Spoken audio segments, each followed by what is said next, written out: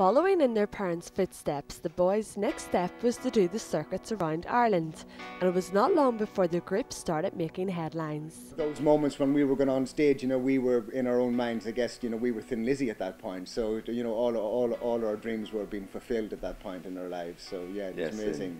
In the town hall in Ballina. Yeah. The Bud Hall in Ballybuffet. Yes, we thought we were actually, that was as far as you could go in music, I mean, that was the big aim, was to sort of go around it was the leftovers of the old show band circuit, really, and it was hilarious because we were a three-piece band, right?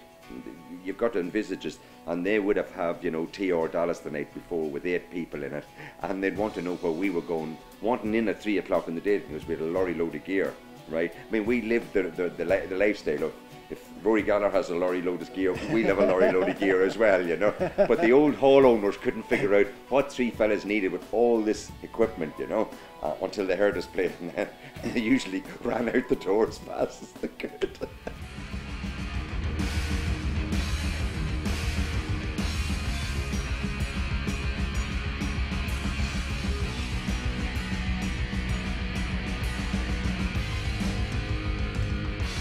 I don't think we realised at the time there was very few bands actually in Ireland at that particular stage of our career that were actually doing what we were doing, right? We were taking no prisoners at all. It was out and out heavy rock, and for that to happen and go around the circuit in Ireland was strange, because most bands, yes, there was other bands of the same ilk, but they never stepped outside of Dublin or Belfast. They never got outside. So we were actually going to Mayo and to Kerry and to places like that, and actually doing that there, which was very strange, And I mean we were quite a hardcore rock band for that time. It was 3-piece, so it was like a power group, so it was loud and it was heavy for then, So it was quite a thing for a band like us to do what we did, And I don't think we realised at the time it was just a gig to us, and it was. Then we began to set our sights. It's funny, we set our sights on the ballrooms, didn't we? Yeah. We thought that was the pinnacle, and then as soon as we got there, we thought, well, this is no great big deal. What else can we do? After realising they had to move across the water to further their music career, Mama's Boys idols Thin Lizzy also announced their farewell tour, and to the boys' sheer excitement, they were offered a support slot for the 1979 tour. We went over there and did a few tours with support to various bands like Hagan, Wishbone Ash, and we ended up being asked by Phil Lynott of Thin Lizzy to do their farewell tour. So that was a real accolade altogether for us. Yeah, it was an amazing time in our lives, to be honest, because it happened really quite fast as well. And we were huge Thin Lizzy fans, and to be personally invited by Phil to actually go out and do that farewell tour, because at that point, because they had announced it as their farewell tour, they were selling out everywhere. So it was 4 nights at Hammersmith Odeon, 4 nights at Oxford Apollo, Manchester Apollo, and it was just to get that kind of exposure. Was incredible. Right after the Thin Lizzy tour finished, we actually were able to we sold out 3 nights in London on our own as a headlining act, and that was the kind of the impact that had.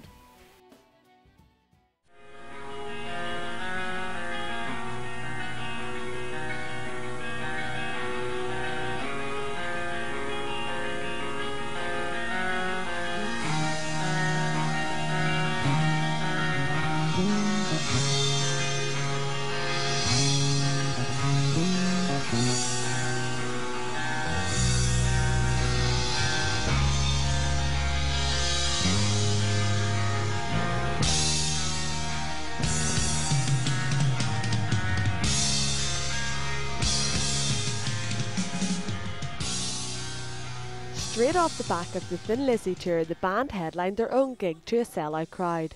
And much to the amazement of the music industry, this was all without even being signed to a record label. I don't know how true this is, but I've been told recently that Mama's Boys are the only band who've ever played to 40,000 people at Milton Keynes unsigned. We didn't actually have a record deal. So because everything was going so well for us at that point, we didn't actually really see the reason to have a record deal. Why do we need one? It's actually, everything's working perfectly well as it is. So we actually ended up doing the Reading Festival, and that was off our own back, which was quite remarkable, and we were self-financing the albums, which no band was doing at that stage. They're all doing it now, but nobody had done it at that stage, because they would go the ordinary channels and they would look for the record deal from the big record company, and then hence the whole publicity thing. But we did that all ourselves, and it was quite remarkable. We would save up the money from the gigs in Ireland and then go into the studio in Dublin and record our stuff. So nobody else was doing that, and it was really opened up a lot of doors for us, because where all the other bands had just got demo tapes and they gave them to the DJs and they just said it's just another demo, because ours arrived in vinyl form, it was an album. They're going, who's these guys that have got an album out? You know, we don't know about this. So it created quite a lot of interest. So it led to us doing the Reading Festival, and from there a bidding war started then.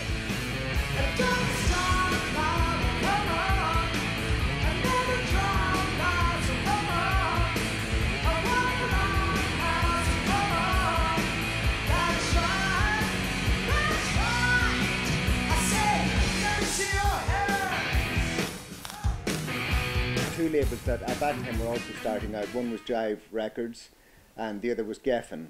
And the reason that we actually ended up going with Jive at the time was because they had their producer Mutt Lang, who was a big part of that whole setup with Jive, and we kind of been led to believe at one point that we might actually end up working with that producer. So that was why that decision was actually made. But Jive, of course, later went on to become an incredibly successful label, because they signed people like Britney Spears and Backstreet Boys and all that afterwards. Or Kelly. So it was very early days of that there. Yeah. And Mutt Lang was he'd done all the Def Leppard stuff, Billy Ocean, you know, all a hugely successful producer. And we thought maybe by the time the third album came around that we would actually be using him, but it didn't work out that way. So.